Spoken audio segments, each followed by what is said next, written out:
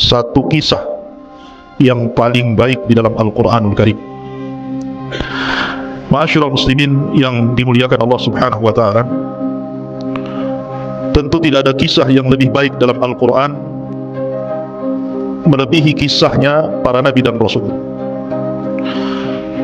Di dalam surah Yusuf, tepat pada ayat yang ketiga, Allah Subhanahu wa ta'ala berfirman, "Nahnu naqussu 'alaika ahsanal qasasi bima auhayna ilaika hadzal Qur'an." Kami menceritakan kepadamu ya Muhammad kisah yang paling baik dengan mewahyukan Al-Quran kepadamu. Sebagian para ulama berselisih pendapat, dari sekian kisah para nabi dan rasul, mana kisah yang paling baik dari seluruh kisah para nabi dan rasul di dalam Al-Quranul Karim? Ada yang mengatakan bahwa kisah terbaik dalam Al-Quran adalah kisahnya Nabiullah Adam alaihi salatu wassalam, karena memang Adam adalah bapa pertama manusia. Ada juga yang mengatakan bahwa kisah terbaik dalam Al-Quran adalah kisah Ibrahim, karena Ibrahim adalah bapaknya para nabi, di mana setelah diutusnya Ibrahim tidak ada para nabi dan rasul kecuali dari keturunan Ibrahim. Ada yang mengatakan bahwa kisah terbaik dalam Al-Quran adalah kisahnya Nabi Musa. Alasannya karena hampir seluruh surat dalam Al-Quran secara umum ada petikan-petikan kisah Nabi Musa di dalam. Tetapi ada juga yang mengatakan bahwa kisah terbaik dalam Al-Quran, dan ini yang paling kuat wallahu alam, adalah kisahnya Nabi Yusuf alaihi salatu wassalam. Kenapa kisah Nabi Yusuf alaihi salatu wassalam dikatakan ahsanal qasasi, kisah terbaik dalam Al-Quran? Karena secara zahir ayat, dalam ayat ketiga dalam surah Yusuf, Allah mengatakan nahnu naqussu 'alaika ahsanal qasas, kami akan mengkisahkan kepadamu ya Muhammad kisah terbaik dalam Al-Quran. Dan ini terdapat dalam surat Yusuf ayat ketiga. Karena kisah Nabi Yusuf ini unik. Pada awal kisah bercerita tentang mimpi, pertengahan kisah mimpi lagi, dan akhir kisah mimpi lagi. Jadi awal, tengah, akhir cerita mimpi, dan tidak ada pada nabi-nabi yang lain. Walaupun ada beberapa kemiripan antara kisah Nabi Musa dengan kisah Nabi Yusuf alaihi salatu wassalam. Di antaranya adalah Nabi Musa alaihi salatu wassalam hidup di istana, Nabi Yusuf juga sama hidup di istana. Musa di istana Fir'aun, sementara Yusuf di istananya seorang pejabat tinggi Mesir namanya Al-Aziz. Kemudian yang kedua, Nabi Musa terpisah dengan ibunya, dan Nabi Yusuf alaihi salatu wassalam terpisah dengan siapa? Dengan bapaknya Yakub. Kemudian juga Nabi Musa alaihi salatu wassalam yang mengangkat anak siapa? Istrinya Fir'aun, Asyah bintu Muzahim, satu di antara wanita terbaik dunia dari 4 wanita: Maryam bintu Imran, Khadijah bintu Khuwailid, Fatimah bintu Rasulullah sallallahu alaihi wasallam, kemudian Asyah bintu Muzahim, ibu angkatnya Nabi Musa. Lah Nabi Yusuf juga sama, diambil oleh siapa? Oleh Zulaikha, istri daripada Al-Aziz, pejabat tinggi Mesir. Jadi kerajaan Mesir itu di bawah raja ada gubernur-gubernur. Pemimpin gubernur itu namanya Al-Aziz. Jadi Al-Aziz itu di bawah raja Mesir. Pemimpin tertinggi setelah raja Mesir itu Al-Aziz. Lah yang meminta agar Yusuf dibeli ketika dijual oleh para pedagang adalah istrinya Zulaikha. Jadi ada kemiripan. Tetapi walaupun demikian ada perbedaan. Ada yang diunggulkan dalam satu kisah dan tidak dikisahkan di tempat lain. Tetapi secara zahir ayat, dalam ayat ketiga dalam surah Yusuf, maka Allah mengatakan bahwa surah Yusuf atau kisah Nabi Yusuf adalah ahsanal qasas, kisah terbaik dalam Al-Quran. Ini yang kita akan kisahkan. Ikhwatu fillah muliakan Allah Subhanahu wa ta'ala, kita tahu bahwa hajat kita sebagai manusia kepada diutusnya para nabi dan rasul itu sangat besar. Karena tanpa mereka para nabi dan rasul, mungkin kita sudah tersesat jauh. Karena Allah Subhanahu wa ta'ala tidak pernah menciptakan makhluk itu sia-sia. Manusia tidak pernah diciptakan begitu saja, habis diciptakan dibiarkan gitu, enggak. Tapi Allah Subhanahu wa ta'ala utus kepada mereka para nabi dan rasul. Lah para nabi dan rasul ada yang kita kenal nama-namanya, dan itu dicantumkan dalam Al-Quran. Jumlahnya berapa? 25 nabi dan rasul. 15 ataupun 18 nama Nabi-nabi dan rasul itu tertera dalam surah Al-An'am, dan 7-nya tertera di beberapa surat dalam Al-Quran. Jadi jumlahnya 25 nabi dan rasul, semua disebut secara nama. Tapi bukan berarti nabi berjumlah 25 nabi dan rasul, tidak. Nabi itu banyak. Makanya Allah subhanahu wa ta'ala mengatakan, wa minhum, dan di antara mereka ada yang kami kisahkan, tetapi di antara mereka juga ada yang kami tidak kisahkan. Makanya ketika Abu Dhar, seorang sahabat Rasul, bertanya kepada Nabi SAW, kama adadul anbiya, berapa jumlah para nabi? Maka Nabi SAW menyebutkan jumlah para nabi 120.000, tetapi jumlah Rasul hanya 315. Artinya banyak Rasul yang diutus itu, para nabi yang diutus itu banyak. Cuman yang kita kenal hanya 25 nabi dan Rasul, dan ini wajib kita imani. Satu saja kita beriman kepada seorang kufur dengan seorang Rasul, maka sama kita mengkufuri semua para Rasul. Makanya Allah mengatakan dalam Al-Quran, la nufarriku baina ahadin mir rusuli, kita dilarang untuk membeda-bedakan para nabi dan rasul. Ma'asyiral muslimin yang dimuliakan Allah Azza wa Jalla, lah di dalam 25 nabi dan rasul itu ada rasul-rasul pilihan yang disebut dengan ulul azmi minar rusul. Dan ulul azmi itu dimulai daripada siapa? Nabi Nuh alaihi salatu wassalam, kemudian Ibrahim alaihi salatu wassalam, kemudian Nabi Musa alaihi salatu wassalam, kemudian Nabi Isa alaihi salatu wassalam, dan yang terakhir ditutup oleh kenabian Nabi kita Muhammad sallallahu alaihi wasallam. Itulah ulul azmi. Lah yang pertama Rasul diutus siapa? Nabi Nuh. Nuh adalah Rasul pertama, karena sebelumnya belum ada Rasul. Nabi Adam bukan Rasul, dia Nabi. Kemudian setelah Adam ada Syith, dia bukan Rasul, dia Nabi. Setelah Syith ada namanya Idris, dia bukan Rasul, dia Nabi. Rasul pertama barulah Nuh alaihi salatu wassalam, itulah Rasul pertama. Lah setelah Nuh alaihi salatu wassalam kemudian diutus kepada kaum yang tersebar kesyirikan pertama di permukaan bumi ini. Kemudian kaumnya dibinasakan kecuali Nuh dan orang-orang yang di perahunya. Maka kemudian setelah Nuh meninggal, dibangkitkan sebuah kaum yang disebut dengan Ad. Diutus kepada mereka siapa? Nabi Hud. Setelah Hud, kemudian bangkitlah sebuah kaum namanya Thamud. Diutus kepada mereka siapa? Nabi Saleh. Setelah itu tidak dijelaskan apakah Allah mengutus para nabi dan rasul setelah mereka ataukah tidak, sampai diutusnya siapa? Nabi Ibrahim alaihi salatu wassalam. Lah Ibrahim inilah yang disebut dengan Abul Anbiya, bapaknya para nabi. Karena Allah takdirkan setelah Ibrahim diutus alaihi salatu wassalam, tidak ada nabi dan rasul kecuali keturunan Ibrahim. Lah Ibrahim inilah kemudian punya anak yang melahirkan para nabi. Pertama Ismail, dari keturunannya tidak ada jadi nabi kecuali Nabi kita Muhammad SAW. Kemudian yang kedua Nabi Ishak. Lah Nabi Ishak ini barulah kemudian lahir dari Ishak siapa? Yakub, yang disebut dengan Israel, yang nanti keturunan Nabi Yakub disebut Bani Israel. Lah Yakub ini keturunannya banyak melahirkan para nabi. Dia memiliki putra 12 dari berapa? Dari 4 istri. Nabi Yakub ini dari 4 istrinya lahir 12 putra-putranya. Salah satunya Nabi Yusuf yang kita akan ceritakan. Kemudian Binyamin. Lah dari keturunan Lawa, salah satu putra Nabi Yakub itu banyak ribuan para nabi lahir. Para nabi lahir luar biasa. Ya, jadi nabi itu bukan 25 nabi dan rasul, tapi banyak, dan semuanya kembali kepada nasab Nabi Ibrahim alaihi salatu wassalam. Dan Ibrahim itu memiliki keistimewaan luar biasa. Bagaimana tidak? Anaknya dipersembahkan untuk kurban, badannya dipersembahkan untuk dibakar, kemudian hartanya dipersembahkan untuk ikramud dhaif, memuliakan tamu, dan hatinya hanya diberikan kepada Allah Subhanahu wa taala. Idz qala lahu rabbuhu aslim qala aslamtu li rabbil alamin. Itulah ucapan Ibrahim. Lah Ibrahim inilah yang melahirkan Ishak, kemudian melahirkan Yakub. Dari Yakub inilah lahir Nabi Yusuf.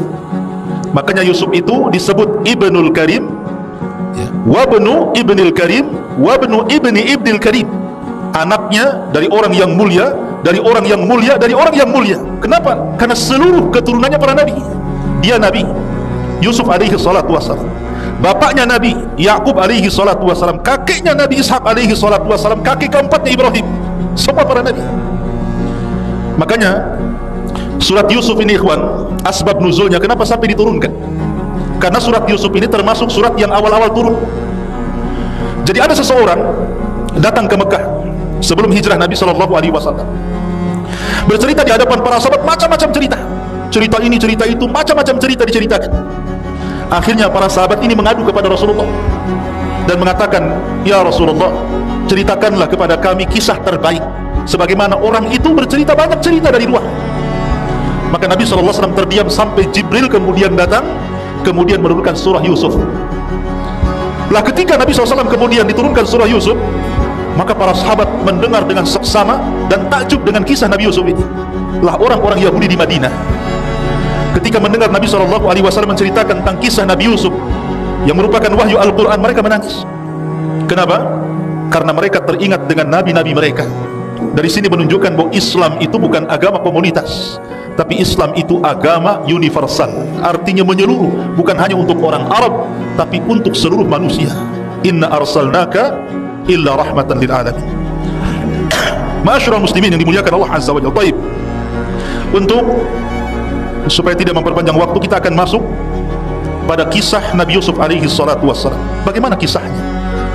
Kisah Nabi Yusuf ini, ikhwan, lengkap diceritakan dalam Al-Quran. Sangat menakjubkan, karena hampir semua sisi diceritakan dalam kisah ini. Banyak pelajaran, khususnya antum para santri.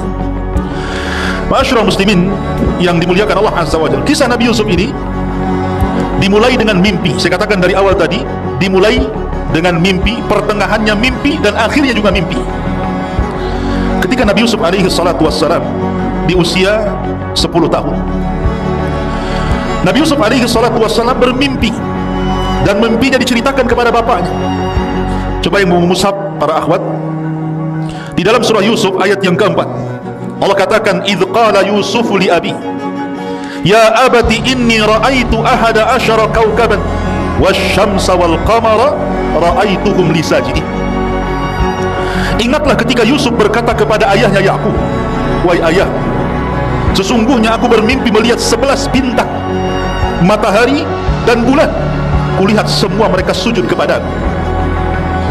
Ikhwatu fiddin, tentu yang dimaksud sujud di sini bukan sujud ibadah, karena tidak boleh sujud ibadah kecuali diberikan kepada Allah. Yang dimaksud sujud di sini sujud ta'lim, penghormatan. Sama ketika Nabi Adam alaihi salatu wassalam di hadapan para malaikat, Allah katakan, usjudu li Adam fasajadu illa iblis. Sujudlah kepada Adam, maka seluruh malaikat sujud kepada Adam kecuali iblis. Ini bukan sujud ibadah kayak antum sholat sujud, bukan, tapi sujud penghormatan. Seperti namanya kalau tentara hormat kan diletakkan ini, itu namanya hormat. Lah budayanya mereka seperti itu hormatnya dengan cara sujud. Jadi bukan sujud ibadah, karena tidak boleh sujud ibadah kecuali kepada Allah. Kalau sujud ibadah diberikan kepada selain Allah, terjerumus kepada kesyirikan, dosa besar. Tidak boleh. Lah sama di sini, maksudnya adalah makhluk-makhluk seperti bintang, matahari dan bulan yang ditengok Yusuf alaihi salatu wassalam dalam mimpinya mereka sujud, maksudnya sujud penghormatan. Lah Nabi Yakub alaihi salatu wassalam paham, ini bukan mimpi biasa, ini mimpi luar biasa. Dimana karena Yakub seorang nabi, turun wahyu kepada dia, dia tahu bahwa Yusuf ini kelak akan menjadi nabi. Makanya Nabi Yakub kemudian menasihati Yusuf, sebelum terjadi apa-apa dengan kamu, maka jangan ceritakan mimpi ini. Makanya Allah katakan, ya bunai la taqsus ru'yaka ala ikhwatika fayaqidu laka kaidan inna syaitana lil insani aduwwum mubin. Wahai anakku, jangan kau ceritakan mimpimu ini kepada saudara-saudaramu itu, karena mereka akan membuat makar untukmu, karena syaitan itu adalah musuh yang nyata bagi manusia. Jadi Nabi Yakub sudah memperingatkan Yusuf, jangan cerita mimpi ini. Kalau cerita sampai cerita kedengaran kepada saudaranya, timbul hasad, ini bisa masalah. Jadi dari sini ikhwan fillah yakun dengan Allah Subhanahu wa taala, banyak pelajaran dari dua ayat ini. Pertama, khusus bagi antum ya para santri, di sini Allah Subhanahu wa taala ajarkan bagaimana akhlak dan adab. Lihat seorang bapa berakhlak kepada anak dan anak berakhlak kepada bapa. Nabi Yakub tahu nama Yusuf, tapi dia tidak memanggil namanya, kan? Hei Yusuf, tidak, tapi memanggil dengan kata-kata ya bunai, wahai anakku. Begitu juga Nabi Yusuf tahu nama bapaknya Yakub, tapi tidak menyebut wahai bapak Yakub, tidak, tapi dengan mengatakan ya abati, wahai bapakku. Inilah yang diajarkan Ibrahim alaihi salatu wassalam. Ibrahim tahu bapaknya kafir, Azar itu kafir. Bukan hanya kafir, dia pemahat patung, dia penjual patung, mengajak orang menyembah patung. Tapi Ibrahim ketika berdialog dengan bapaknya, dia tidak pernah mengatakan ya Azar, dia mengatakan ya abati, wahai ayahku, wahai ayahku. Ini adab ikhwan. Tidak boleh seseorang memanggil nama. Ya, ini adab anak kepada bapak dan bapak kepada anak. Begitu juga seorang santri kepada gurunya. Antum sudah tahu mungkin nama ustadznya Ustadz Soleh, Ustadz Maulana, Ustadz Iqbal, Ustadz macam-macam sudah tahu namanya. Tapi jangan kemudian disebut nama ya Ustadz. Nah, seperti itu. Ya, wahai guruku, itu adab namanya. Walaupun hanya berbincang-bincang, mungkin ustadznya tidak ada. Bincang-bincang sama kawan gitu. Payah itu Pak Soleh itu. Nggak boleh begitu. Ya. Tetapi, aduh, gimana ustadz ini? Ustadz siapa? Ustadz Soleh. Gitu. Begitu. Ya. Itu adab namanya. Antum jangan kemudian sekesal apapun seorang santri kepada gurunya, tetap ada adab dalam penyebutan itu. Makanya kenapa para ulama itu apabila menyebutkan dalam kitab-kitab mereka karya-karya para ulama yang sudah wafat, selalu mereka akan memberikan di ujung namanya kata-kata rahimahullahu ta'ala, semoga Allah merahmatinya. Apabila dia masih hidup, maka akan diberikan doa di ujung namanya hafizahullahu ta'ala, semoga Allah menjaganya. Itu adab namanya. Kita berdoa kepada orang yang berjasa, kepada orang tua, kepada guru. Begitulah yang diajarkan para nabi kepada kita. Makanya di sini kita lihat dalam surah Luqman, Luqman ketika menasihati anaknya, ya bunai la tusyrik billah, dia tidak menyebut namanya wahai Luqman, tidak, karena ini bentuk adab, bentuk akhlak maksudnya. Kemudian yang kedua, pelajaran yang kedua, di sini Nabi Yakub kemudian mengatakan kepada Nabi Yusuf alaihi salatu wassalam, apabila antum semuanya diberikan sebuah kabar gembira, kenikmatan dari Allah subhanahu wa ta'ala. Memang Allah mengatakan, fa bi ni'mati rabbika fahaddits, dengan nikmat Allah ceritakan nikmat itu. Tetapi bukan berarti semua nikmat harus diceritakan. Kalau seandainya memunculkan orang-orang yang hasad, makanya di sini Allah mengatakan, hai anakku, jangan ceritakan mimpimu, ini mimpi baik, sebab itu nanti akan menjadikan saudara-saudaramu membuat makar kepadamu. Kalimat kaidun makar, ya, tentu makar yang paling besar, tidak ada makar melebihi makar Allah. Allah lah zat yang paling tinggi makarnya. Nah setelah itu kemudian makar yang paling bahaya adalah makar yang ditimbulkan orang hasad. Makanya kenapa dalam surah yang pendek, Qul a'udzu birabbin nas, Qul a'udzu birabbil falaq, di ujung ayat mengatakan min syarri hasidin idza hasad, karena makarnya orang hasad itu bahaya. Ustaz, apakah ada sesama santri saling hasad? Banyak. Hasad gara-gara makanan, rebutan makanan, kan itu. Gara-gara makanan musuhan. Hasad karena kecerdasan. Kalau hasadnya baik gak apa-apa, ya Allah saya ingin si Anu pintar sekali ya Allah, gitu, gak apa-apa. Tapi kalau hasadnya menghilangkan kenikmatan orang, itulah yang kita disuruh berlindung kepada Allah subhanahu wa ta'ala, min syarri hasidin idza hasad. Baik, kemudian setelah Nabi Yusuf alaihi salatu wassalam bermimpi, diceritakan mimpinya kepada ayahnya, dan ayahnya wanti-wanti, jangan ceritakan kepada saudaramu ya, nanti saudaramu akan membuat makar. Kita tahu bahwa Nabi Yakub ini, ikhwan, memiliki berapa istri tadi? Saya katakan empat istri. Lah di antara salah satu dari 4 istri itu ada namanya Rahil. Nama istri Yakub itu ada namanya Rahil. Rahil inilah ibu daripada Nabi Yusuf dan Binyamin. Jadi Nabi Yusuf dan Binyamin itu satu kandung, dari ibu yang sama dan bapak yang sama. Adapun saudara-saudaranya lain bapak, lain ibu satu bapak. Lah ketika ibu Rahil ini melahirkan adiknya Nabi Yusuf namanya Binyamin, meninggal dia. Meninggal, akhirnya Nabi Yusuf dan Binyamin ini tidak punya ibu, hanya punya bapak Nabi Yakub alaihi salatu wassalam. Lah karena memang Nabi Yusuf dengan Binyamin ini masih kecil, yang paling bungsu gitu dari seluruh anak-anak Yakub. Yakub ini ingin memposisikan plus, bukan hanya selaku ayah kepada Nabi Yusuf dan Binyamin, dia pun ingin memposisikan menjadi ibu. Akhirnya dia lebih mencintai Nabi Yusuf dan Binyamin dibandingkan istri-istri yang masih hidup dan anak daripada istri-istri yang masih hidup. Dari sinilah tumbuh kecemburuan, cemburu istri-istrinya itu, nggak diperhatikan, karena Yakub terus memperhatikan Yusuf dan Binyamin.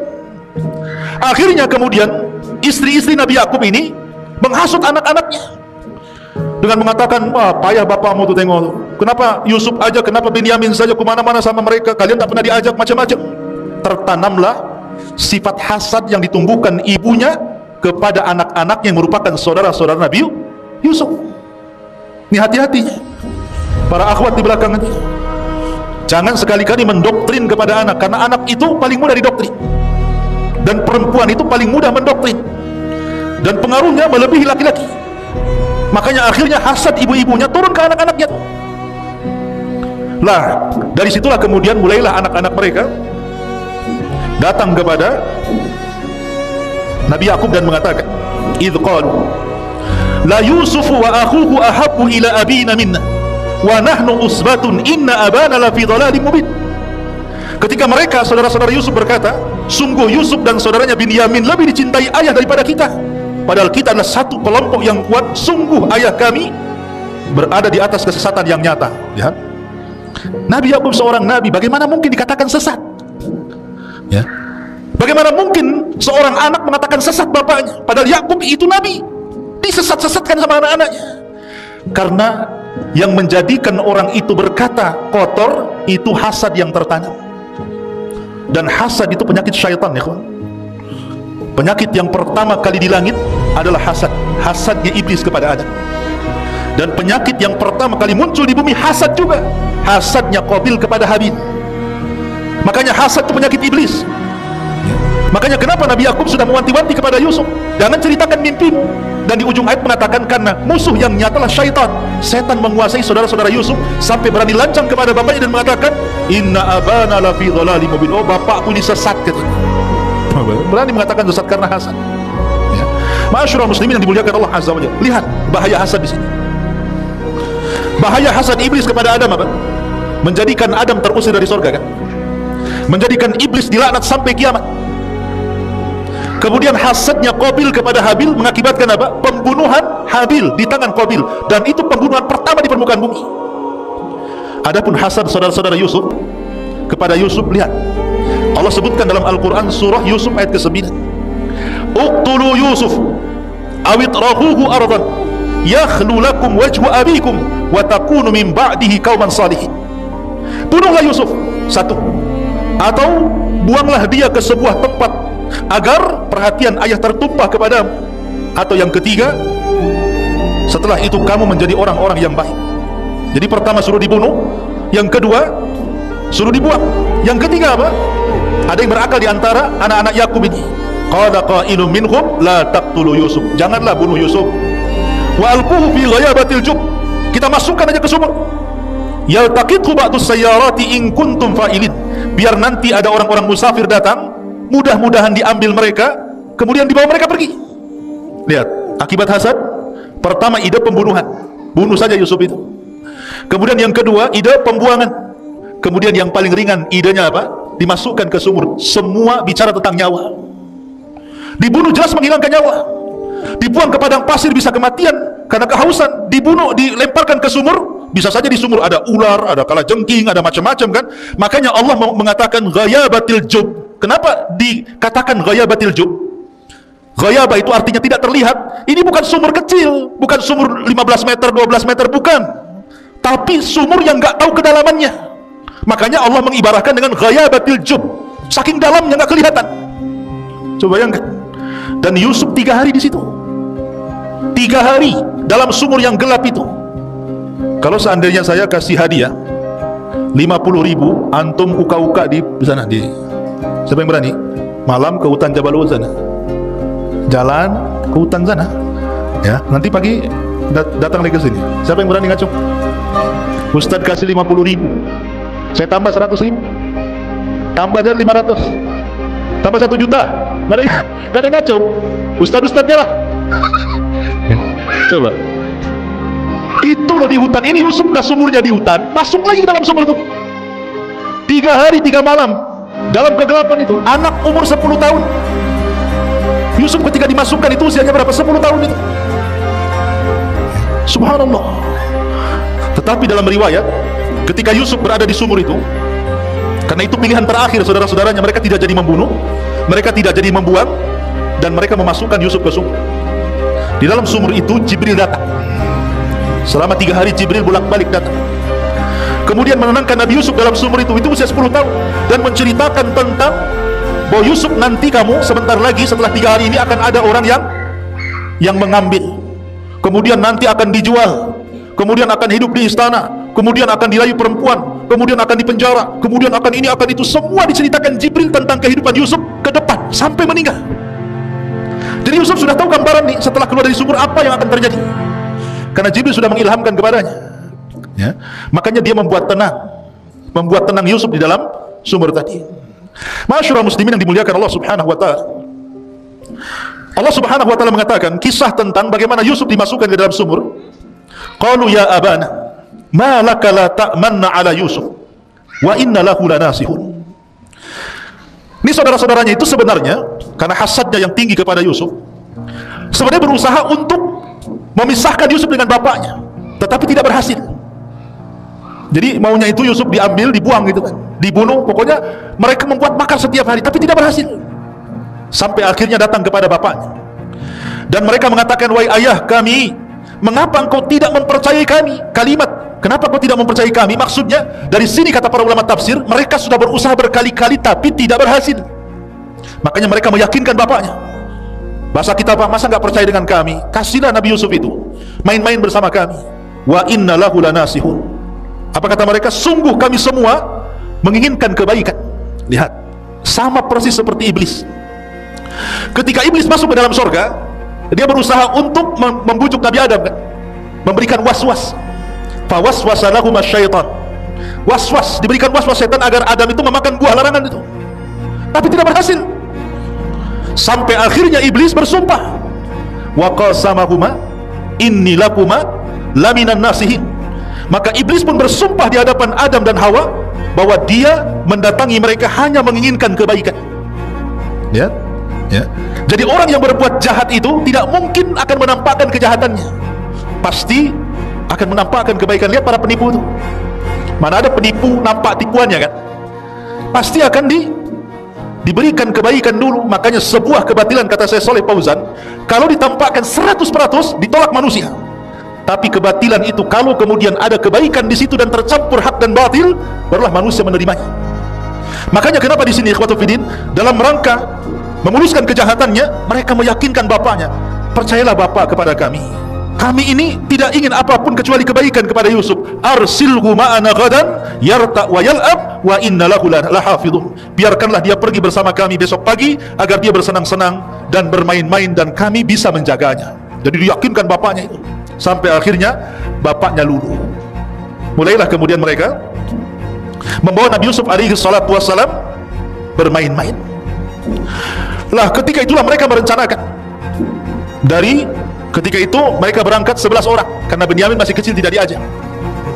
Lah yang 10 orang ini membuat makar di tengah padang pasir. Bagaimana mencelakakan Nabi Yusuf alaihi salatu wassalam. Dan ketika itu saya katakan Yusuf alaihi salatu wassalam berusia berapa? 10 tahun. Sebagian mereka mengatakan bunuh saja, sebagian mereka mengatakan kita letakkan di padang pasir biar dia kehausan mati, dan sebagian yang berakal di antara mereka mengatakan biar kita masukkan Yusuf ke sumur biar ada para musafir dan mengambilnya, entah berantah, dan yang penting dia tidak hidup bersama kami. Artinya di sini akhirnya sepakat seluruh saudara-saudaranya mengambil yang paling ringan. Di sini ada sebuah kaidah usul fikih, akhafu dararaini, mengambil yang paling kecil madaratnya. Jadi mereka tidak membunuh, mereka tidak melempar ke padang pasir, tapi mereka mengambil yang paling ringan madaratnya, yang memungkinkan Yusuf itu bukan hanya ada kemungkinan mati, tapi juga ada kemungkinan hidup.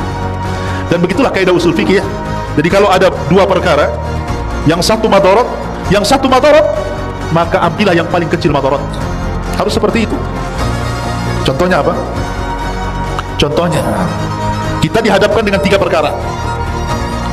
1 perempuan, 2 khamar, 3 pisau.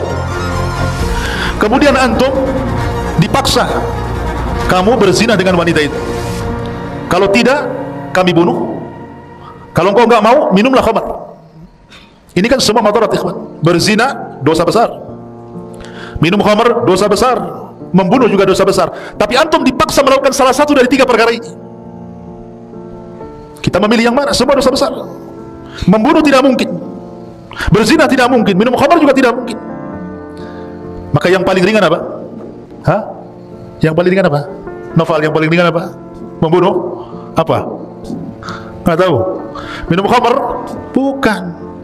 Kalau minum khamar Anda mabuk, mabuk ini hilang, nanti memperkosa, dibunuh dia, makin berat. Makanya khamar itu disebut umul khaba'ith, rajanya keburukan itu khamar. Karena kalau sudah mabuk itu bisa macam-macam, membunuh, menghilangkan nyawa. ya berzina, kan begitu, walaupun mengingkari. Itu yang paling ringan.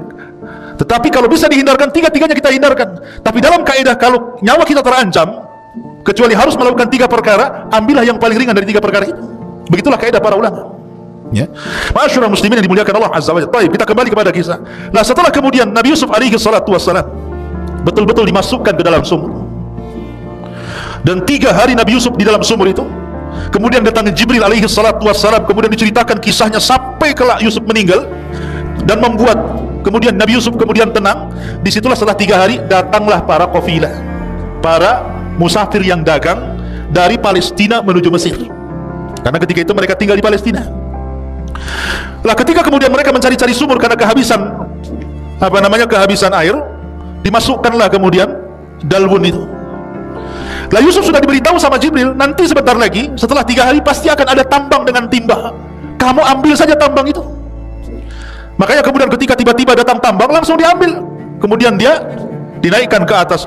Maka takjublah para musafir itu, kok bisa ngambil air dapat manusia? Kayak orang mancing, ya kan? Nggak dapat ikan, dapat celana dalam, ya kan? Kan ada itu yang salah sasar itu, ya kan? Jadi ini orang mancing itu, orang ngambil air, ternyata setelah berat disangka air, sampai di atas kemudian manusia. Dan Nabi Yusuf alaihi salatu wassalam, ikhwan, adalah orang yang paling tampan. Sebagian ulama mengatakan bahwa Yusuf alaihi salatu wassalam itu diberikan separuh ketampanan Nabiullah Adam alaihi salatu wassalam. Separuh ketampanan Nabi Adam itu diberikan kepada Yusuf. Adam itu tampan, ya. Dan Adam itu bukan kera, bukan monyet, sebagaimana teori Darwin. Belum tahu teori Darwin? Bahwa asal muasal manusia itu dari kera, awalnya bungkuk, kemudian lahir lagi mulai tegak, jadi lantung. Jadi antum menurut teori Darwin itu berasal dari monyet hutan. Ya. Kita katakan teori ini bertentangan. Adam itu loh nabi yang paling ganteng. Separuh kegantengan Adam diberikan kepada Yusuf. Kita semua turun Adam. Gak apa-apa Darwin saya keturunan kera, biar dia monyet. Ya. Tapi kita bukan bangsa kera, kita bangsa manusia. Lah, Yusuf diberikan separuh ketampanan Adam. Makanya ketika melihat anak kecil tampan gitu ya, senang tuh. Kemudian mereka mulai mengambilnya. Kemudian dibawalah mereka, perjalanan rupanya mereka mengarah ke Mesir. Sesampainya mereka ke Mesir, maka kemudian mereka pun menjual Nabi Yusuf alaihi salatu wassalam. Subhanallah, Allah subhanahu wa ta'ala mempertemukan Nabi Yusuf dengan pembeli yang akan mengangkat derajatnya.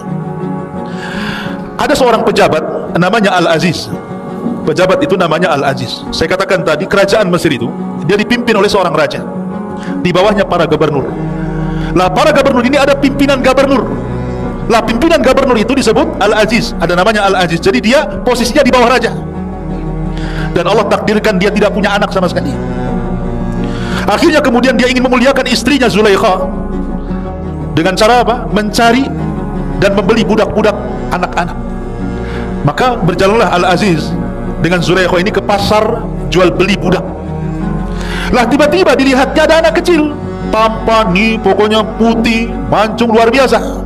Di sini langsung tertarik Zulaikha dan mengatakan kepada Al-Aziz, belilah anak itu supaya kita bisa mengangkat anak atau nanti suatu ketika bermanfaat untuk kita.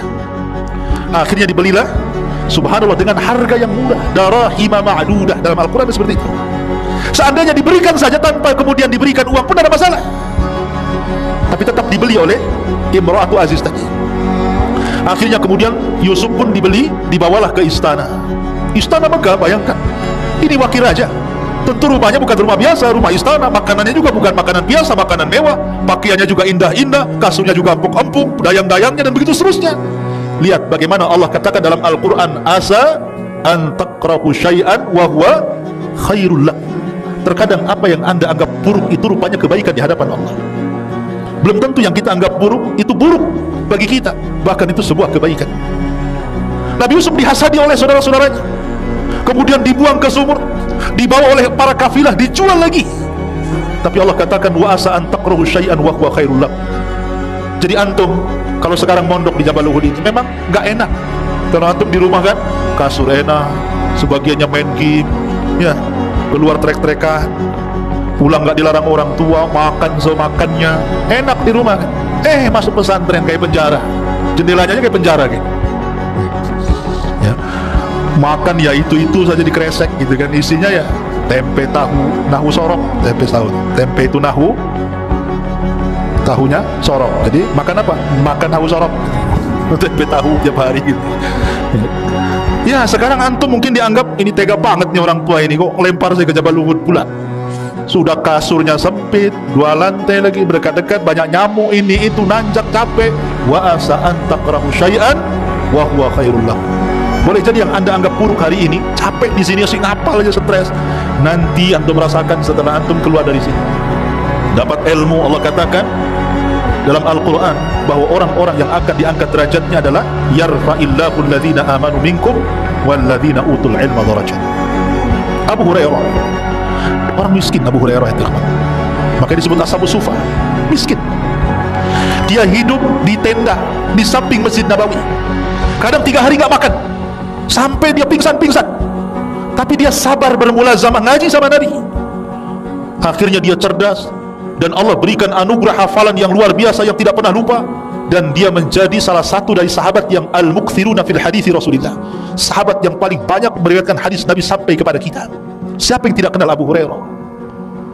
Setelah kemudian Rasul meninggal, dia diangkat jadi gubernur, hartanya banyak, namanya melambung, sampai dia meninggal pun disebut-sebut namanya an Abi Hurairah radhiyallahu an Abi Hurairah radhiyallahu an. Siapapun yang membaca hadis Nabi dalam bab apa saja ada Abu Hurairah di situ. Dalam bab air ada Abu Hurairah di situ disebut. Dalam bab tayamum, dalam bab wudu, dalam bab solat, dalam bab zakat, dalam bab apa saja Abu Hurairah ada di situ. Meriwayatkan hadis Nabi SAW. Wa asa an takrahu syai'an wa huwa khairul lakum. Terkadang yang antum anggap buruk hari ini nanti akan jadi sebuah kebaikan di akhir nanti. Jadi sabar. Sabar dalam menimba ilmu itu perlu kesabaran. Kita kembali. Kemudian Nabi Yusuf alaihi salatu wasalam hidup di istana Al-Aziz. Barulah dia merasakan hidup yang sangat enak, makan enak, tidur enak, macam-macam. Diberikan pendidikan sampai akhirnya Yusuf pun tumbuh dewasa, hidup selama 10 tahun bersama keluarga Aziz dengan Zulaikha itu. Jadi ketika masuk sumur umur 10 tahun, kemudian hidup di istana Al-Aziz 10 tahun, sekarang Yusuf usianya menginjak 20 tahun. Sudah ganteng, sudah anak muda. Rupanya Zulaikha apa ini?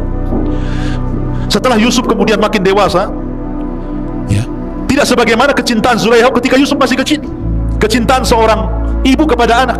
Tapi setelah dia dewasa, karena bukan anak kandung tapi seorang budak yang dirawat menjadi anak angkat, tumbuh rasa cinta seperti seorang anak muda kepada seorang gadis, atau sebaliknya, malah dia suka mau selingkuh bahasanya. Nah, Nabi Yusuf alaihi salatu wassalam ketika itu berusaha untuk menolak, berkali-kali Zulaikha itu merayu Yusuf, tapi Yusuf pemuda yang afif menjaga dirinya.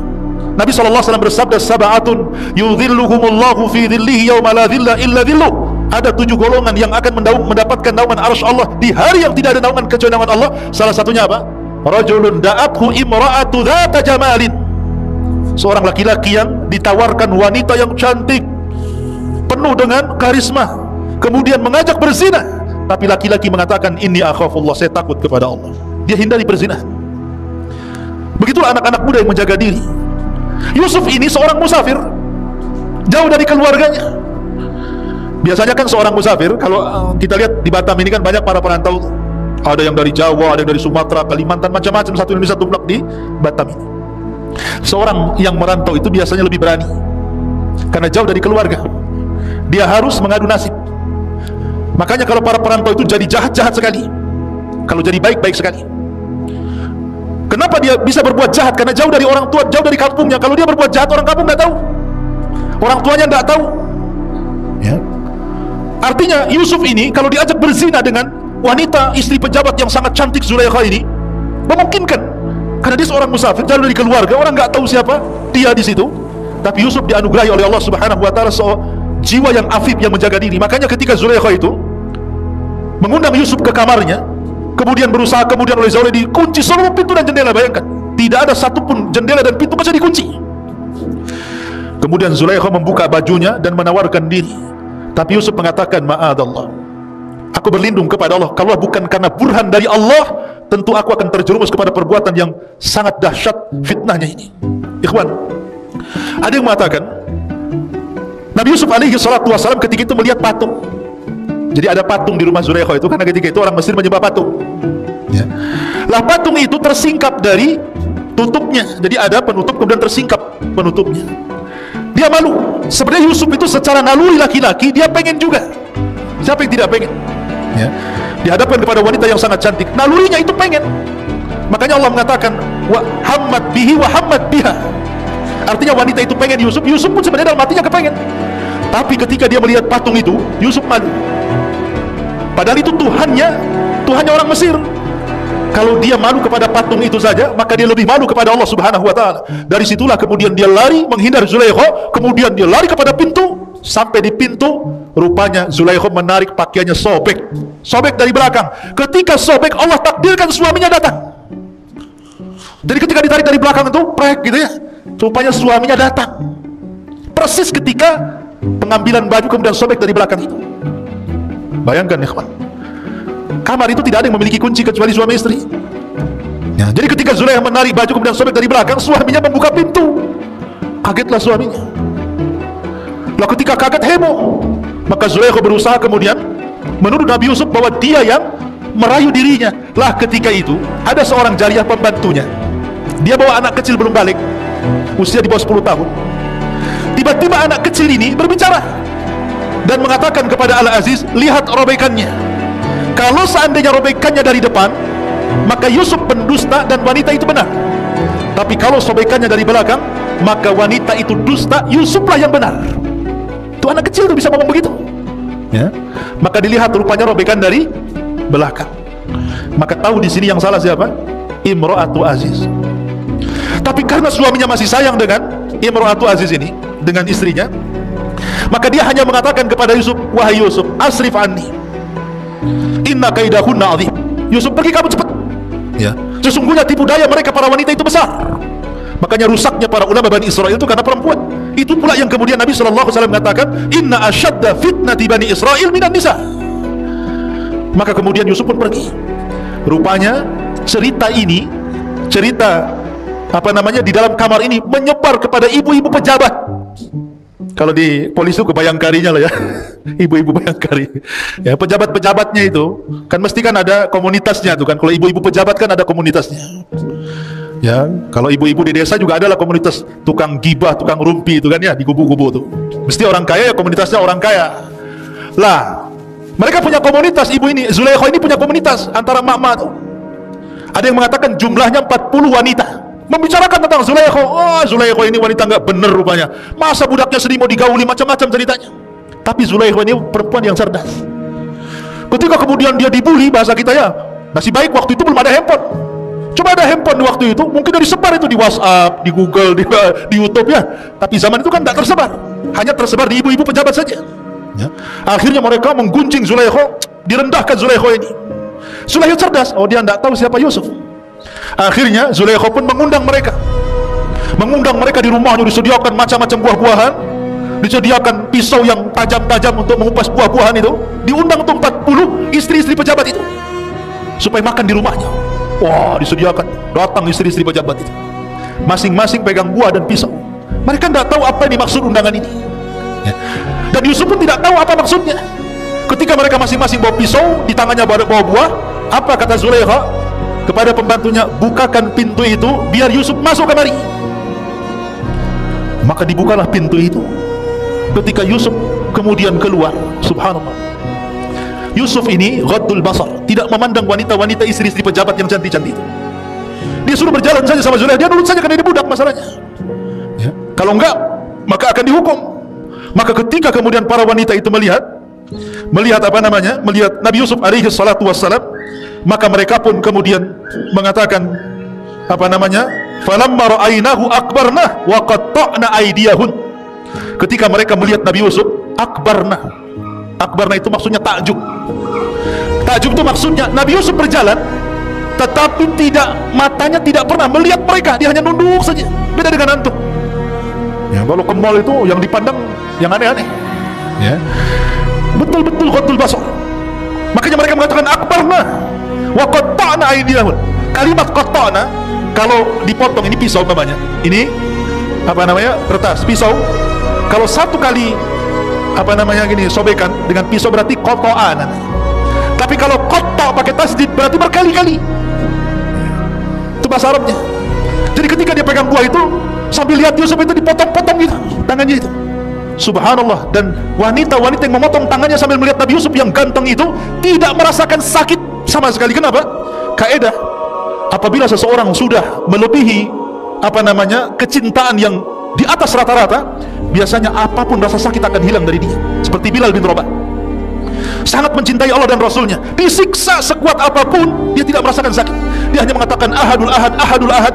Begitulah wanita itu, dia melihat, tidak pernah melihat laki-laki ganteng yang paling ganteng. Bagaimana tidak? Yusuf diberikan separuh ketampanan Nabi Adam, maka mereka mengatakan mahada basyarun in hada illa malakun karim. Oh, ini bukan orang, ini malaikat katanya. Sampai mereka mengatakan seperti itu. Saking gantengnya nggak terasa memotong-motong tangannya sendiri. Lah disitulah kemudian baru Zulaikha tersenyum kepada mereka. Maka Zulaikha pun kemudian mulailah memaksa Yusuf agar melayani dirinya. Kalau tidak, saya akan penjarakan kamu. Tapi Yusuf tetap mengatakan as-sijnu ahabbu ilai, penjara lebih aku cintai daripada melakukan perzinahan. Maka akhirnya kemudian Yusuf pun, karena Zulaikha ini wanita cerdas, dia mengatur urusan. Ini wanita-wanita sudah terfitnah dengan Yusuf, sampai kemudian tangannya dipotong-potong. Maka para suami-suaminya ini berkumpul. Para suami-suami yang wanita-wanita terpotong-potong ini berkumpul. Kemudian mereka takut dengan Yusuf memfitnah istri-istri mereka. Akhirnya mereka sepakat untuk memenjarakan Yusuf. Lihat bagaimana kejahatan mereka, bersepakat untuk memasukkan Yusuf ke dalam penjara. Maka akhirnya kemudian Yusuf pun dimasukkan ke dalam penjara atas ide Zulaikha, dan juga didukung oleh para suami-suami wanita itu, karena akan menjadi fitnah bagi para wanita. Maka dari sini kehidupan Yusuf berubah, ya, masuk lagi ke penjara selama 10 tahun. Lah ada kisah menarik. Raja itu punya zawak. Antum tahu zawak? Zawak itu dalam bahasa Arab, bahasa kita ini tukang nyicipin makanan, disebut zawak namanya. Jadi raja itu kan punya tukang masak sendiri, tukang pembuat minum sendiri. Kan sebelum masakan itu dikasih raja, ada yang cicipi, takut dikasih racun. Begitu juga minuman, kalau sebelum sampai kepada raja, maka tukang nyicipinya ini meminum dulu, takut diberi racun. Lah Allah takdirkan zawak ini meninggal dunia. Yang tukang nyicipi itu meninggal dunia. Kemungkinan meninggal dunia karena diracun, dan racun itu kemungkinan ada pada makanan atau pada minuman. Akhirnya ditangkaplah pembuat makanan dan pembuat minuman itu. Lah itu bertepatan ketika Yusuf masuk penjara. Makanya Allah mengatakan dalam Al-Quran, dalam surah Yusuf itu, maka Yusuf masuk penjara bersama 2 anak muda, masuk ke dalam penjara. Akhirnya kemudian Yusuf masuk nih, 3 orang Nabi Yusuf dan 2 orang yang berkasus itu, karena berencana untuk salah satunya meracuni zawak tadi. Lah Allah takdirkan di penjara itu, ikhwan. Akhirnya mimpilah salah satu dari mereka, mimpi. Yang satu mimpinya aneh-aneh gitu kan, ya. Maka dalam Al-Quran dijelaskan bagaimana mimpinya 2 orang itu di hadapan Nabi Yusuf alaihi salatu wassalam. Ma'asyiral muslimin yang dimuliakan Allah subhanahu wa ta'ala,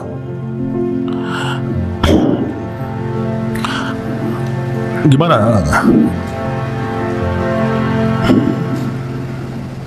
ayatnya? Siapa yang hafal mimpinya anak muda itu? Santri? Yang keras. Iya, baca. 36.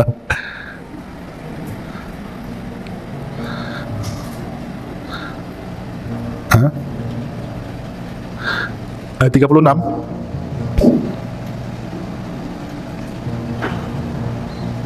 Baik, kita bacakan.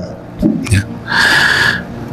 Di antara mimpinya, bukan 36, wa dakhala ma'ahu sijna fatayan, dan bersama Nabi Yusuf itu masuk pula 2 orang pemuda ke dalam penjara. Tadi saya sudah sebutkan kisah 2 pemuda ini, yang satu tukang buat roti, yang satu tukang buat minuman, karena tertuduh telah meracuni zawak tadi. Qala ahaduhuma, berkata salah satu dari keduanya, inni arani a'siru khamra, wa qala al-akhar inni arani ahmilu fawqa ra'si khubzan ta'kulu at-tayru minhu nabbi'na bi ta'wilihi inna naraka minal muhsinin. Sesungguhnya aku bermimpi memeras anggur, dan yang lainnya berkata aku bermimpi membawa roti di atas kepalaku, sebagiannya dimakan burung, berikanlah kepada kami takwilnya, sesungguhnya kami memandangmu termasuk orang yang baik. Maka Nabi Yusuf alaihi salatu wasallam ini kan ahli takwil mimpi. Nabi Yusuf sudah tahu pasti salah satunya akan mati. Salah satunya akan mati nih. Karena salah satunya akan mati, maka Nabi Yusuf alaihi salatu wasalam harus berdakwah supaya mereka masuk ke dalam agama Islam, agama Nabi Yakub, Nabi Ibrahim. Sebelum mati diislamkan dulu lah bahasanya. Makanya kemudian Nabi Yusuf alaihi salatu wasalam mulai berdakwah kepada mereka, wattaba'tu millata aba Ibrahim wa Ishaq wa Yaquba ma kana lana an nusyrika billahi min syai'in dzalika min fadlillahi alaina wa 'alan nas walakinna aktsaran nasi la yashkurun. Dan aku mengikuti agama nenek moyangku Ibrahim, Ishak dan Yakub. Tidak pantas bagi kami para nabi mempersekutukan sesuatu apapun dengan Allah. Itu adalah dari karunia Allah kepada kami dan kepada manusia semuanya, tetapi kebanyakan mereka bersyukur. Maka intinya Yusuf mengajak mereka untuk mentauhidkan Allah. Tapi yang tidak diceritakan dalam Al-Quran apakah keduanya masuk Islam atau tidak. Maksudnya mengikuti agama Yusuf atau tidak diceritakan.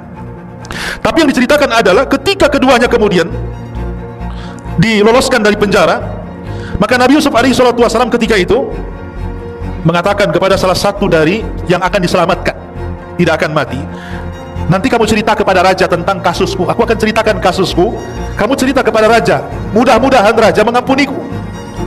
Maka yang ditakwil akan selamat itu, ya saya akan ceritakan kalau sampai di istana. Akhirnya keduanya dipanggil. Setelah kasusnya kemudian disidangkan dan terbukti rupanya salah satu yang berikan racun, lah rupanya yang meracuni zawak yang suka mencicipi makanan raja itu siapa? Tukang pembuat roti. Adapun tukang pembuat minuman khamr itu bebas karena dia tidak meracun. Makanya ketika ditakwil itu ada roti di atas kepalanya, sebagiannya dimakan burung. Maksudnya adalah dia akan divonis mati dan dialah akan disalib dan jasadnya akan dimakan burung.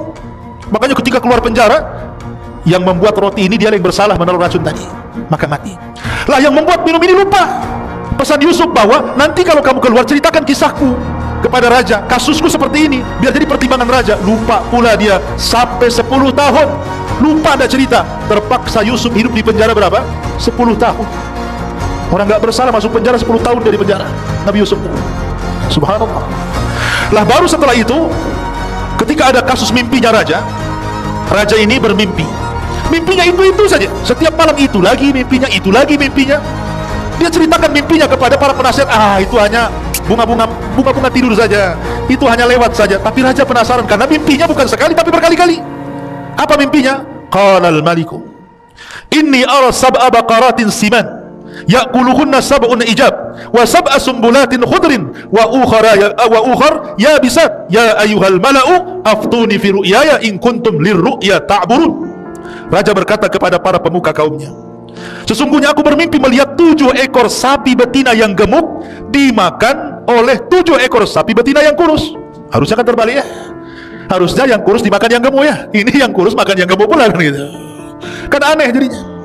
Kemudian 7 tangkai gandum yang hijau dan 7 tangkai lainnya yang kering dijadikan satu. Ini maksudnya apa? Wahai orang yang terkemuka, terangkanlah kepadaku takwil mimpiku ini jika kalian ahli takwil. Lah ikhwatu fiddin, ketika itu pelayannya yang suka membuat khamar kepada raja itu kan membawa minuman tuh. Cerita dia. Baru ingat itu kisah Nabi Yusuf di penjara itu, bahwa dia pun mengenal ahli takwil dalam penjara. Dulu aku juga ditakwilkan mimpinya. Maka ceritalah pada raja, ada sebenarnya orang ahli takwil mimpi, tapi yang di penjara karena dia pernah mentakwil mimpiku. Maka sang raja kemudian penasaran. Kalau begitu utuslah seseorang, panggil dia kemari. Akhirnya kemudian dipanggillah orang itu kepada penjara. Maka Nabi Yusuf alaihi salatu wasallam mulai menakwilkan mimpi itu. Bahkan takwilnya sangat mengkhawatirkan karena akan terjadi kelaparan. Yang kuat memakan yang lemah, akan terjadi kelaparan di mana-mana. Macam-macam ditakwilkan Nabi Yusuf alaihi salatu wasallam. Kemudian orang ini mengatakan, kalau begitu maukah kau datang denganku menuju raja? Kau ceritakan hal itu kepada raja. Tapi Nabi Yusuf mengatakan tidak. Kalau aku harus mentakwilkan mimpi raja, ada satu syarat. Selesaikan kasusku dulu. Ya. Bagaimana Yusuf alaihi salatu wassalam menyelesaikan kasusnya. Dan ini kenapa kemudian Allah buat lupa orang yang suka buat minuman untuk raja itu, supaya Yusuf keluar dari penjara bukan karena pertolongan orang, tapi betul-betul Allah yang menolongnya. Taufik dari Allah Azza wa Jalla. Maka Yusuf sengaja di penjara sampai 10 tahun. Hikmahnya adalah supaya Yusuf tidak ditolong manusia, tapi Allah langsung yang menolong dengan memberikan jalan keluar, dan itu pertolongan terbaik. Akhirnya kemudian setelah disebutkan kasusnya, bahwa Yusuf dulu begini-begini dengan Zulaikha, dengan wanita-wanita para pejabat, begini-begini. Raja mengiyakan, iya, saya siap menyelesaikan kasusmu. Akhirnya dipanggillah wanita-wanita itu yang dulu memperdayakan Yusuf alaihi salatu wassalam, dipanggil satu-satu, dikumpulkan di kerajaan, sampai akhirnya Zulaikha ngaku bahwa dia yang salah. Maka raja pun marah dan suami Zulaikha pun marah. Akhirnya kemudian karena dipermalukan di depan umum, diceraikan Zulaikha sama suaminya Al-Aziz itu, dan wanita-wanita yang lain juga diceraikan suami-suaminya.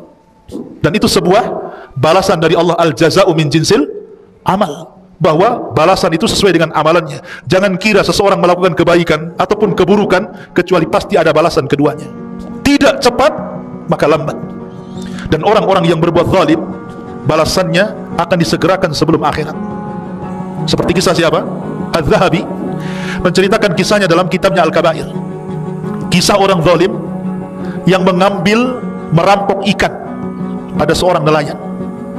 Jadi ada preman, orang jahat, tiba-tiba berjalan-jalan di pinggir laut. Kemudian ada nelayan baru nyandar dari laut itu bawa ikan besar. Kemudian dipaksa serahkan ikan itu atau kubunuh. Terpaksa karena ketakutan, nelayan itu diserahkan kepada orang zalim ini. Oh, dengan semangatnya orang zalim ini membawa ikan tadi tanpa kerja keras. Rupanya Allah takdirkan ikan itu hidup sesaat menggigit jarinya. Setelah digigit jarinya, rupanya ada racun dari jari gigitan ikan itu, dan dia merasakan sakit di malam hari yang tidak ada tahu kecuali Allah sakitnya. Maka keesokan harinya dia datang ke tabib. Dia mengatakan, ini apa jariku, kenapa membuat aku sakit gigitan ikan itu? Kata dokter, itu ada racun yang sudah merambah sampai di pergelangan tanganmu. Kalau tidak diamputasi, maka racun itu akan merambah sampai ke sikutmu. Paksa diamputasi. Besoknya nyolong, setelah itu diamputasi. Lihat bagaimana kata Nabi SAW, tidak ada dosa ma min dzambin ajjalallahu uqubatahu fid dunya qabla al-akhirah al-baghi wa qati'atur rahim. Tidak ada satupun dosa yang disegerakan hukumannya di dunia sebelum akhirat. Pertama, kezaliman, dan yang kedua, memutus silaturahim dengan orang tuanya. Ma'asyiral muslimin, kembali. Akhirnya kemudian setelah Yusuf pun kemudian dibela oleh raja dan dibebaskan oleh sang raja, dan mereka orang-orang yang pernah menzaliminya mendapatkan balasan, maka Yusuf pun kemudian berusaha untuk mentakwilkan mimpi sang raja. Maka sang raja ketakutan akan kondisi kerajaannya, karena ini bukan setahun 2 tahun pacaklik yang ditakwilkan Yusuf, 7 tahun akan terjadi pacaklik hebat, kelaparan di mana-mana. Makanya Nabi Yusuf alaihi salatu wassalam menawarkan diri kepada raja, kalau engkau percaya wahai raja, serahkanlah pembendaharaan Mesir kepada aku. Jadi menteri ekonomi loh bahasa sekarangnya. Serahkan perekonomian Mesir kepada aku. Akhirnya kemudian sang raja pun ketika mengatakan falamma kallamahu qala innakal yawm ladaina makinun amin.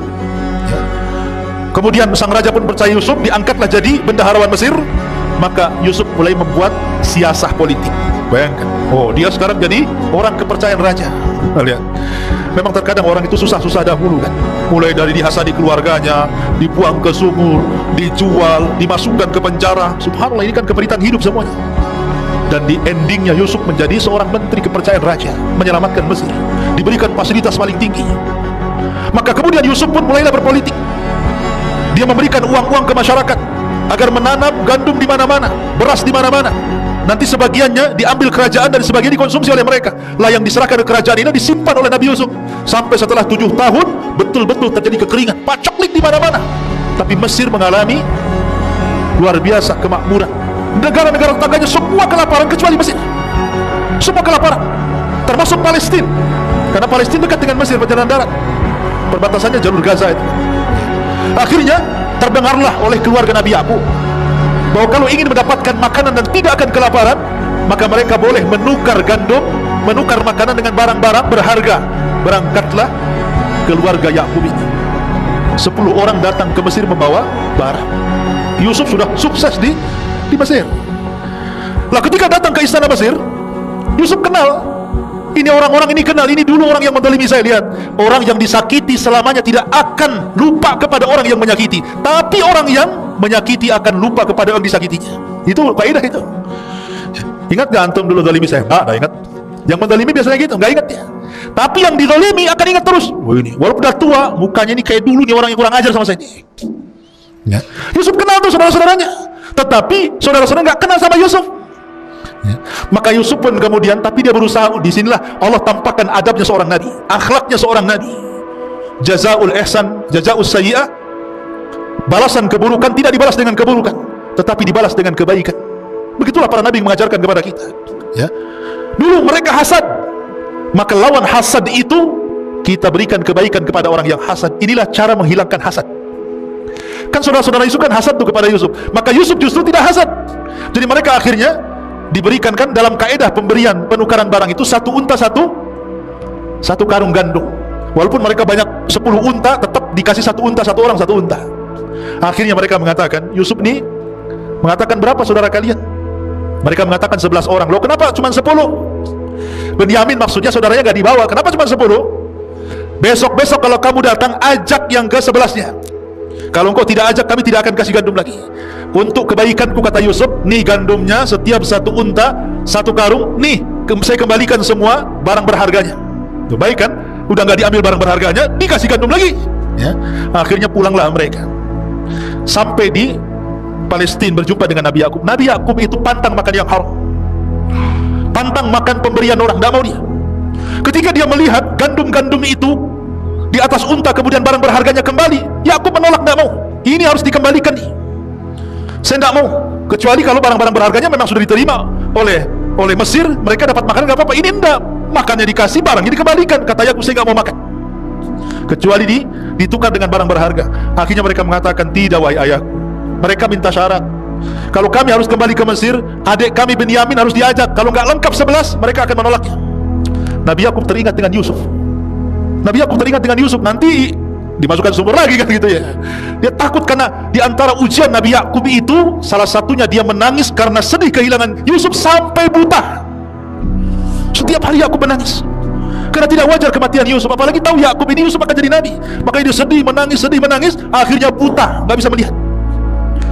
Pada awalnya Yakub tidak mengizinkan Benyamin, tapi dirayu dan ini demi makan, demi tidak kelaparan. Akhirnya Yakub pun kemudian setelah dipastikan Benyamin aman, maka boleh mengizinkan Benyamin ikut.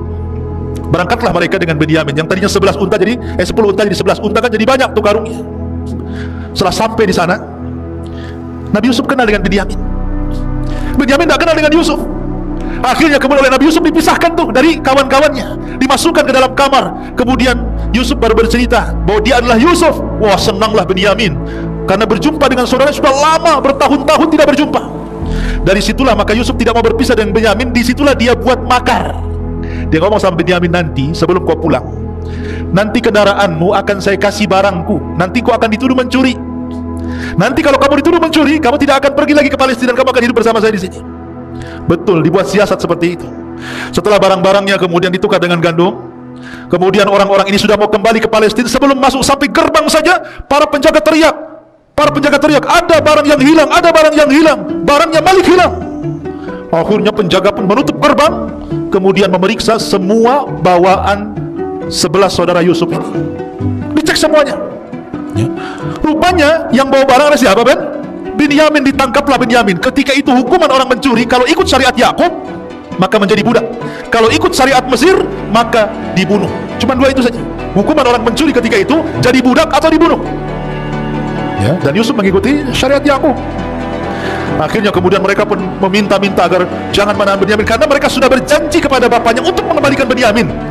Ya, karena kan Nabi Yusuf bersiasat supaya mereka tahu ya, bagaimana susahnya Nabi Yusuf dulu. Akhirnya terpaksa salah satu yang berakal dengan mereka mengatakan, ya sudahlah, berangkatlah kalian ke Palestina, yang 9 orang itu.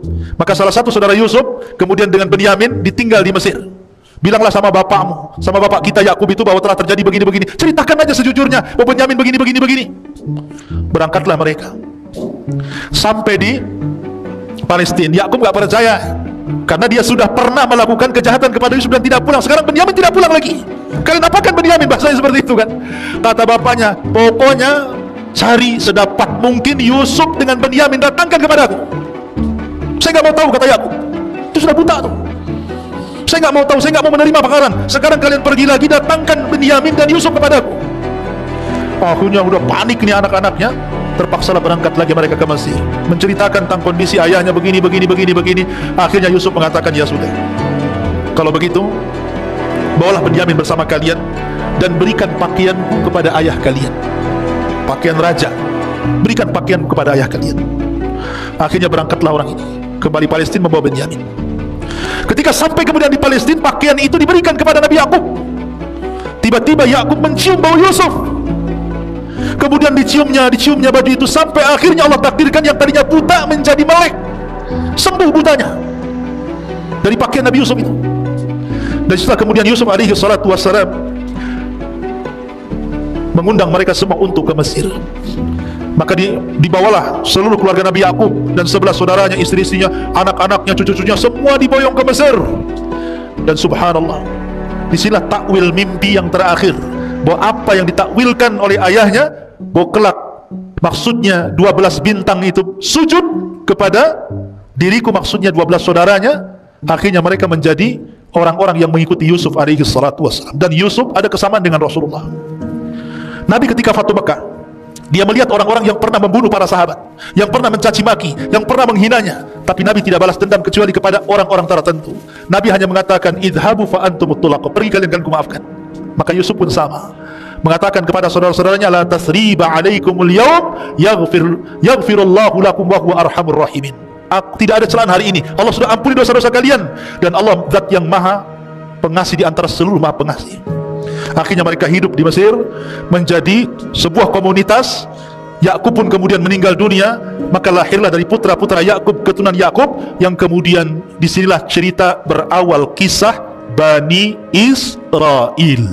Karena Bani Israel berkembang di Mesir sampai kepada cerita Fir'aun dan begitu seterusnya.